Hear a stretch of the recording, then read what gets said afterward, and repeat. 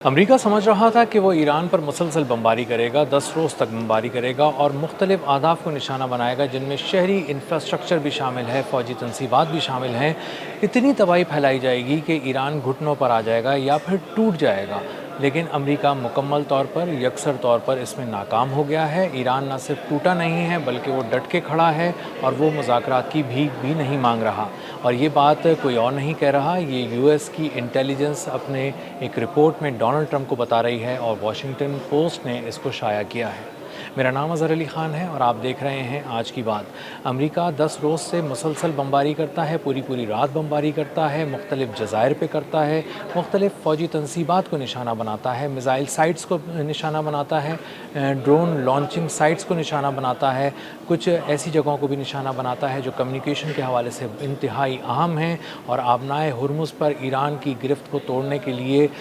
اندھا دھند بارود برسایا جاتا ہے۔ لیکن اب تک جو صورتحال ہے وہ اس طرح کلیئر ہوتی ہے کہ امریکہ کی جو انٹیلیجنس ہے وہ اپنی رپورٹ میں ڈونلڈ ٹرمپ کو بتا رہی ہے کہ معاملہ بالکل برابر کی سطح پر کھڑا ہوا ہے۔ نہ آپ جیت رہے ہیں، نہ ایران جیت رہا ہے۔ ایران اسی طرح کھڑا ہے جس طرح وہ پہلے کھڑا تھا، اسی طرح ڈٹ کے کھڑا ہے، اسی طرح میزائل حملے کرتا ہے، اہداف کا انتخاب کرتا ہے اور ان کو پریسیجن کے ساتھ نشانہ بنا کر تباہ کر دیتا ہے۔ آپ بھی یہی کرتے ہیں، پوری رات امریکی فوج بمباری کرتی ہے، جہاں آپ کہتے ہیں جہاں ایران کا زور مضبوط نظر آتا ہے وہاں پر حملے کیے جاتے ہیں اور بہت شدید قسم کا بارود برسایا جاتا ہے تاکہ سب کچھ جل کر خاک ہو جائے، برباد ہو جائے۔ لیکن اس کے باوجود 10 راتیں ایسی گزر چکی ہیں جس میں مسلسل بارود اگلا جا رہا ہے، آگ برسائی جا رہی ہے، لیکن امریکہ کو اب تک خاطر خواہ کوئی کامیابی حاصل نہیں ہو سکی، اور امریکہ اب تک دنیا کو یہ بتانے میں مکمل طور پر ناکام ہے کہ وہ اس کو برتری حاصل ہو گئی ہے اور اس نے ایران کو یا تو جھکا دیا ہے یا مکمل طور پر توڑ دیا ہے۔ امریکی حکام اس لیے بھی پریشان ہیں کہ ایران کے جو اہداف ہیں وہ مسلسل ان کے انتخاب میں وہ انتہائی احتیاط برت رہا ہے، اس کو بہت ہی ڈائیورسفائی کرتا چلا جا رہا ہے، بڑھاتا چلا جا رہا ہے، اور فوجی تنصیبات اور ایئر بیسز کے ساتھ ساتھ وہ اب ٹیکنالوجی کی دنیا پر بھی بہت بڑے وار کر رہا ہے۔ بحرین میں ایک ایسی جگہ کو نشانہ بنایا گیا جو امیزون ویب سروسز کا ایک بہت بڑی فیسلٹی تھی، ایک ڈیٹا سینٹر تھا، اس کو نشانہ بنا کر تباہ کیا گیا۔ کروز میزائلز کی بارش کی گئی، کئی ایک میزائل اس کی طرف داغے گئے جو بالکل پریسیجن کے ساتھ، کامیابی کے ساتھ وہاں جا کر ٹکرائے، تباہ ہوئے اور انہوں نے پوری فیسلٹی کے پرخچے اڑا دیے۔ امیزون ویب سروسز کے اس فیسلٹی کو نشانہ بنانے سے کروڑوں ڈالرز کا کم از کم نقصان ہوا ہے، اور اس سے زیادہ کا بھی نقصان کا تخمینہ لگایا جا رہا ہے۔ لیکن ابھی چونکہ نقصانات ابتدائی فیز میں یہ سارے معاملات ہیں تو پتہ چلے گا کہ کتنے بڑے پیمانے پر اس ٹیکنالوجی کے اس پورے ہب کو نشانہ بنایا گیا ہے۔ اسی طرح جب امریکہ پوری رات بمباری کرنے کے بعد فارغ ہوا اور اس کے بعد اس نے کہا کہ اس نے بہت بری طرح پوری رات لگا کر اس کو توڑ دیا، تو اس کے بعد جب صبح کا سورج طلوع ہوا تو ایران نے 24 گھنٹوں کے اندر، پچھلے 24 گھنٹوں کے دوران 11 بڑی جگہوں پر حملے کیے جو ایران کی کے بڑے حملے تھے، اور مختلف امریکی ایئر بیسز پہ جو خلیجی ممالک میں قائم تھیں ان میں بڑے پیمانے پر تباہی پھیلائی گئی، نقصان پہنچایا گیا، اور بتایا گیا کہ F-15 جیسا $90 ملین کا جدید ترین لڑاکا طیارہ بھی تباہ کر دیا گیا۔ ایک ایسے مقام کو بھی نشانہ بنایا گیا جہاں پر MQ-9 ریپر ڈرونز کھڑے ہوئے تھے یا پارک کیے جاتے تھے۔ اسی طرح کمیونیکیشن سسٹمز کو، ریڈار سسٹمز کو، ملٹی لیئر ڈیفنس سسٹمز کو جو جدید ترین ہیں جس میں پیٹریوٹ بھی شامل ہے،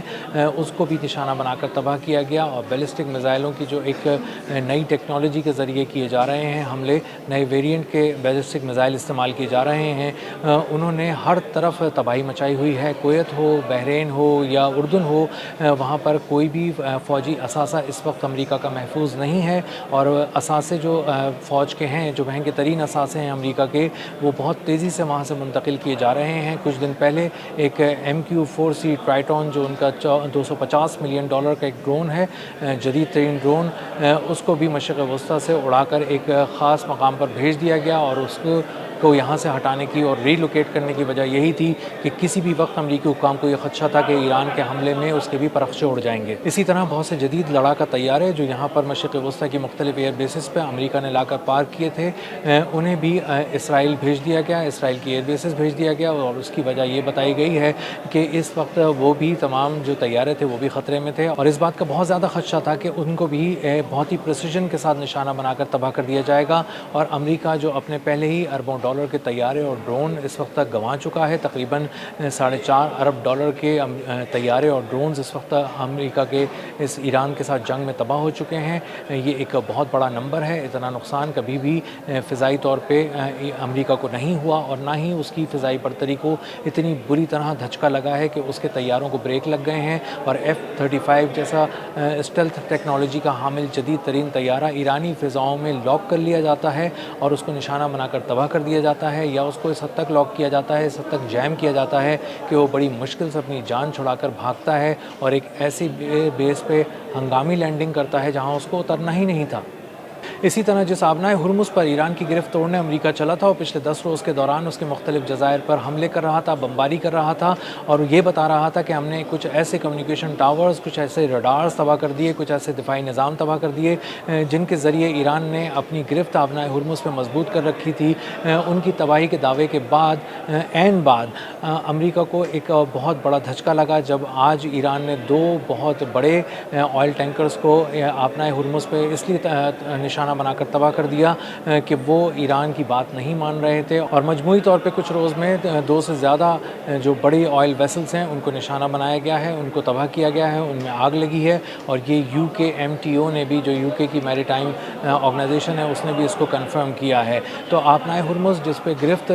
امریکہ کہہ رہا تھا کہ ایران کی ہم نے توڑ دی ہے، اور اب اس میں اتنی سکت باقی نہیں رہی ہے کہ وہ امریکہ کے سامنے لڑے اور آبنائے ہرمز پہ اپنی گرفت کو مضبوط کر سکے۔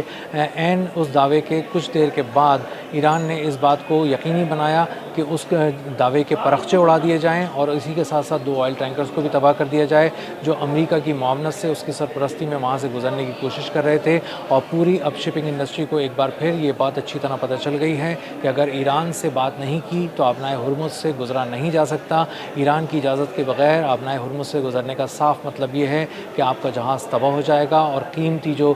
جہاز ہے اور اس پہ لدا ہوا قیمتی مال یا آئل یا کسی طرح کی بھی کوئی چیز ہے وہ تباہ کر دی جائے گی۔ تو امریکی انٹیلیجنس کی رپورٹ واضح طور پہ ڈونلڈ ٹرمپ کو بتا رہی ہے کہ آپ زمین پہ، فضاؤں میں یا سمندر میں، ہر جگہ ایران اب بھی مضبوط ہو کر کھڑا ہے، اور امریکہ کو بہت ہی بڑے پیمانے پر جواب دے رہا ہے، تیز جواب بھی دے رہا ہے، سخت جواب بھی دے رہا ہے، اور مؤثر جواب دے رہا ہے۔ اینٹ کا جواب پتھر سے دیا جا رہا ہے، اور 24 گھنٹے کے اندر 11 بیسز کو نشانہ بنایا جا رہا ہے۔ کویت، بحرین اور اردن میں تباہی مچائی جا رہی ہے، اور بہت سے ایسے انفراسٹرکچر کو بھی نشانہ بنایا جا رہا ہے جو اس لسٹ میں ہی نہیں تھے جن کا انتخاب ایران نے ٹارگٹ کے لیے کیا تھا۔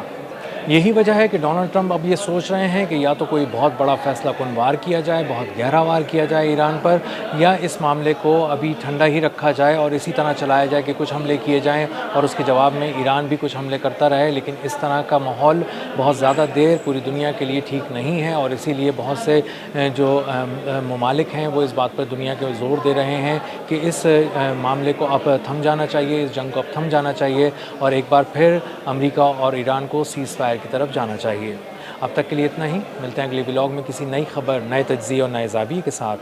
اللہ حافظ۔